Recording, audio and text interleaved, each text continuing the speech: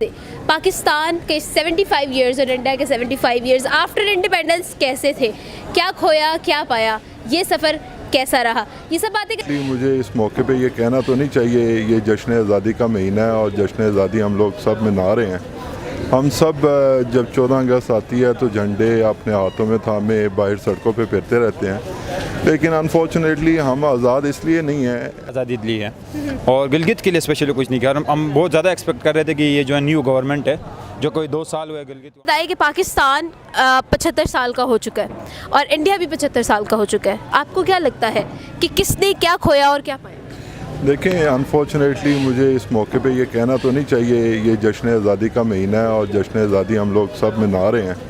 हम सब जब 14 अगस्त आती है तो झंडे अपने हाथों में थामे बाहर सड़कों पे फिरते रहते हैं, लेकिन अनफॉर्चुनेटली हम आज़ाद इसलिए नहीं है कि हम ज़ात पात में, मज़हब में, फ़िरक़ों में बट गए हैं। आप देखें, अगर हम इंडिया की बात करें वो हमारे हरीफ हैं और हम समझते हैं कि भी उनकी तारीफ़ तो नहीं कर सकते, लेकिन जो ओरिजिनल बात है वो करनी चाहिए। उन्होंने इन चीज़ों को सेकंड प्रायोरिटी दी और वो आगे चले गए।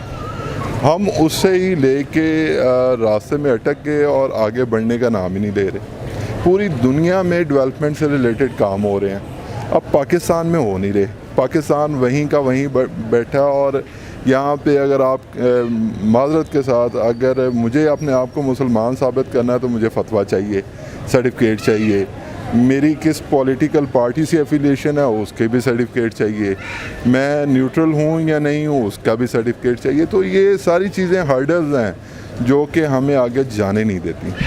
तो आपको क्या लगता है कि पाकिस्तान की बेसिक हर्डल क्या है और क्या क्रॉस करना, क्या ऑब्स्टेकल है जो पाकिस्तान के लिए अब ख़त्म करना बहुत ज़रूरी है? देखिए, पाकिस्तान में जो एक सबसे इम्पोर्टेंट चीज़ है ना वो ये है कि पूरी दुनिया में देखने निज़ाम जो है जमहूरियत का चलता है और वो आगे चलते हैं। पाकिस्तान में जमहूरी अदारे कभी भी आज़ादी से काम नहीं कर पाए, बदकिस्मती हमारी ये है। जब भी आप देखें, नवाज शरीफ की गवर्नमेंट हो, यूसुफ रज़ा गिलानी की हो, इमरान खान की हो, कोई भी नाम उठा लें आप, वो आई चंडीगढ़ से अब तक आ जाएं, देखें कौन सा गवर्नमेंट पूरी आपने की है। 5 साल की गवर्नमेंट किसी वज़ीर आज़म ने पूरी नहीं की। अब आप बताएं कि आप कैसे आगे मूव करेंगे? हमारे प्लान ही वो 2-3 साल से ऊपर जाते ही नहीं, तो हम आगे कैसे मूव करेंगे? सर, अगर इंडिया ने अपने ऑब्स्टेकल्स को और हर्डल्स को ओवरकम किया है तो आखिर उनके पास कौन सी जादू की छड़ी? देखें, मैं आपको पहले गुजारिश कर चुका हूँ कि देखें, जब जितनी देर तक हम लोग ये ज़ात पात, मज़हब, ऊंच नीच से आगे नहीं जाते ना, तो हम अनफॉर्चुनेटली आगे नहीं बढ़ सकते। हमें यहाँ पे आज आप देखें ना, मतलब ये अब मैं आपके ऑन एयर बात कर रहा हूँ, लेकिन अगर आपने कट करना हो तो इसे एडिट कर लीजिएगा। लेकिन मैं आपको बता रहा हूँ कि यहाँ पे अगर फ्रांस के हवाले से कोई बात तो होती है तो वो कार्टूनिस्ट सामने आ जाता है, बदबख्त। लेकिन मसला ये है कि वहाँ पे सऊदी अरब, जिसके पास अल्लाह का घर है, मदीना है, वहाँ पे उसे तो नहीं मतलब कोई तकलीफ़। वो तो फ्रांस भी विज़िट कर रहे हैं, वो अमेरिका भी जा रहे हैं, अमेरिका वाले वहाँ पे भी आ रहे हैं। तो वो इन चीज़ों को सेकंड प्रायोरिटी दे के वो देखें, वो लाइल्म है दीन के हवाले से ना, वो लाइल्म है, लेकिन हम जो इल्म रखते हैं वो समझ नहीं पा रहे, वो आगे चलते जा रहे हैं। आपको क्या लगता है कि पाकिस्तान का सबसे बड़ा अलमिया क्या है? पाकिस्तान का जी सबसे बड़ा अलमिया ये है कि हम लोग आज़ाद जो हुए थे ना जी, वो बहसीयत मुसलमान आज़ाद हुए थे और हमें अनफॉर्चुनेटली आज तक दीन की समझ ही नहीं आ सकी। ये है अलमिया। अगर हम ये देखें कि इमरान खान को छोड़ें, आप कोई भी पॉलिटिकल पार्टी उठा लें, अगर हम सिर्फ़ और सिर्फ ये इस्लाम को समझ लें तो ये एक मुकम्मल ज़ाब्ता हयात है।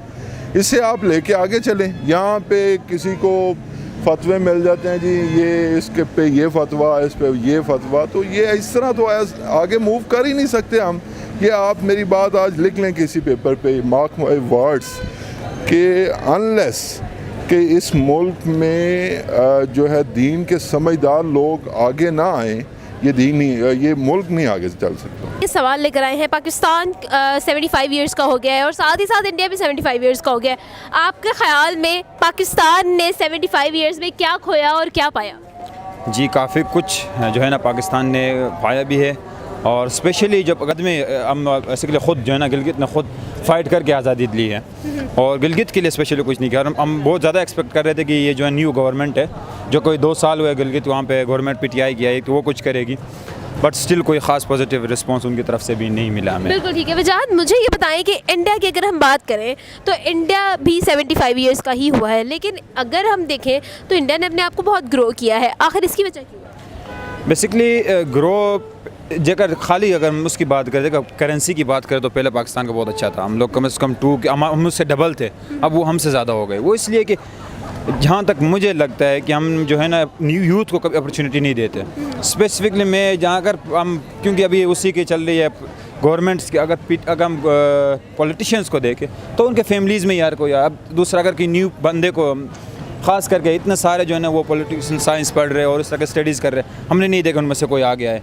अभी भी हमने PTI से बड़ी उम्मीद रखा था, उसमें भी अब जो है ना अपने बच्चों को लेकर आना स्टार्ट किया। तो यही तो मेन वजह है, कब तक हम जो है ना इसी तरह से जो है खाली जो पुराने ट्रेडिशन को चलाते रहेंगे, इसी से ही मतलब और वो ग्रो कर रहे हैं। अब इन जो ख़ास करके हम जैसे हम अपनी बात करें हमारे लिए तो वो काफ़ी मुश्किल हो रहा है, लेकिन जब उनकी बात की जो बाहर जिनकी प्रॉपर्टीज़ हैं हमने खोया तो वैसे बहुत कुछ हुआ है, क्योंकि हमें लीडर ऐसे मिले नहीं हैं जो हमारे इंफ्रास्ट्रक्चर हो गया, इकोनॉमिक डेवलपमेंट जैसे होती है। अब रेशो कितने कम है हमारा अपर जो दूसरे वर्ल्ड के कंट्रीज़ हैं और फॉरनर यूरोपियन साइड है और मिडल ईस्ट वगैरह, वहाँ के देखें उनके लीडर कैसे हैं। वो सबसे पहले तो अपना इंफ्रास्ट्रक्चर जो है, इंफ्रास्ट्रक्चर इकॉनमी किसी मुल्क की जो सबसे ज़्यादा इंपॉर्टेंट है उसकी डेवलपमेंट के लिए बहुत इंपॉर्टेंट होती है। ठीक है, अब देखें चाइना को देख रहे हैं, उनके लीडर ने क्या किया है, करप्शन साबित हुई है, 400 अफराद को फांसी दे दिया है।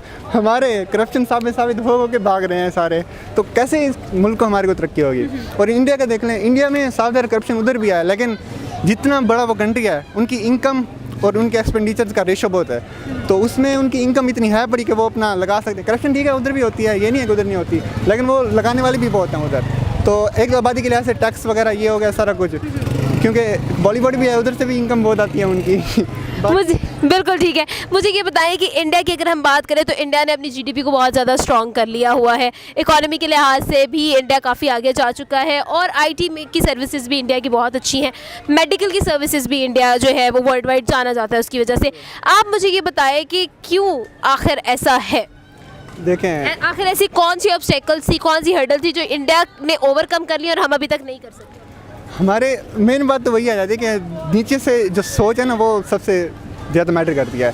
अब उनकी देखें IT हो गई, मेडिकल में उनका मेरिट है, हमारा जैसे हमारा रुकता है 91 पॉइंट समथिंग पे मेरिट रुका था MBBS का, BDS का भी इतना ही ऑलमोस्ट, तो उनका 92 पे है और उनकी सीटें भी इतनी रेशो के लिहाज से। लेकिन उनके हम खुद जो बुक्स पढ़ रहे हैं ना, हमारी एनाटमी की बुक है BD चौरासिया, इंडियन ऑथर की है, चौरासिया एक इंडियन ऑथर है उसकी बुक है, हम वहाँ की पढ़ रहे हैं। वो एक तो वो है कि वहाँ के क्वालिटी ऑफ एजुकेशन बहुत है, बहुत पुरानी इदारे हैं। जब पाकिस्तान आज़ाद हुआ था उस वक्त जो मेन हमारे कॉन्स्टिट्यूशन थे, हमारी सारी यूनिवर्सिटीज़ मेडिकल हो गई सारी। इंडिया हमसे ना एक दिन बाद आज़ाद हुआ है, हम उससे एक दिन पहले आज़ाद हुए, लेकिन उससे हम पीछे जा रहे हैं। उसके हम पीछे उससे एक दिन बड़े हैं, एक दिन बड़े हैं लेकिन फिर भी छोटे हैं। हाँ, क्यों? उसके पीछे क्या वजह है कि देखना 14 अगस्त को पाकिस्तान आज़ाद हुआ था, लेकिन जो हमारी डिस्ट्रीब्यूशन थी इंडिया के हिस्से में ज़्यादा आ गई, पाकिस्तान के हिस्से में कम आ गई। अब एक चीज़ छोटी है, एक चीज़ बड़ी है, वो जो बड़ी है वो ग्रोथ करेगी, जो छोटी है उसको बड़ा होने में टाइम लगेगा। अब देखना जैसे ही पाकिस्तान आज़ाद हुआ, पाकिस्तान के हिस्से में इंडस्ट्रीज़ कम आ गई, इंडिया के हिस्से में ज़्यादा आ गई। पाकिस्तान के हिस्से में डैम्स कम आ गए, इंडिया के हिस्से में ज़्यादा आ गए। पाकिस्तान के हिस्से में ऑफिस बैंक वगैरह वो कम आ गए, इंडिया ने एसेट्स जो थे वो कम, वो सारे कम आ गए, इंडिया के पास ज़्यादा आ गए। और उसके बाद अल्लाह के फजल व करम से हमें जो पॉलिटिक्स मिले हैं, हमें जो सियासतदान मिले हैं, हमें जो स्कॉलर मिले हैं, उनकी मेहरबानी है जिसकी वजह से पाकिस्तान आज ख्वार हो रहा है। उन चीज़ों को पिछले आप 70 अच्छा, साल। लेकिन आपका नाम भूल गई मैं, ताहिर अब्बास। ठीक हो गया। ताहिर, मुझे ये बताएं कि अगर इसी चीज़ को हम देखें तो इंडिया की आबादी भी तो हमसे ज़्यादा है, तो इस तरह से एसेट जो डिस्ट्रीब्यूशन थी वो भी उनकी तरफ ज़्यादा जानी चाहिए थी। तो आपको इस हिसाब से क्या लगता है? क्योंकि अगर हम यहाँ पर देखें ना तो पाकिस्तान की किताबों में इंडिया के लिए हेट मिलेगा, इंडिया की किताबों में पाकिस्तान के लिए हेट मिलेगा, तो असल में हेट है किसका? बुक्स में हेट नहीं मिल रहा, हम इंडिया आथर्स की बुक्स अभी भी हम पढ़ रहे हैं मेडिकल फील्ड में। अब देखें ना, इंडिया की इंजीनियरिंग पूरे दुनिया में मानी जाती है, लेकिन पाकिस्तान की इंजीनियरिंग वैलिड नहीं है। अब देखें ना, इसके पीछे वजह यह है कि हम जिस आथर की बुक्स पढ़ेंगे हम फॉलो भी उसी को करेंगे ना। अब इंडिया आथर की हम बुक पढ़ रहे हैं, अब हैं कौन? हम पाकिस्तानी, हमें चाहिए था कि हम पाकिस्तानी ऑथर को पढ़ें ना, हम क्यों नहीं पढ़ रहे हैं? हमारा जो एजुकेशन का जो भी HEC का है वो कौन सी बुक फॉलो करा रहा है? इंडिया की फॉलो करा रहे हैं। उस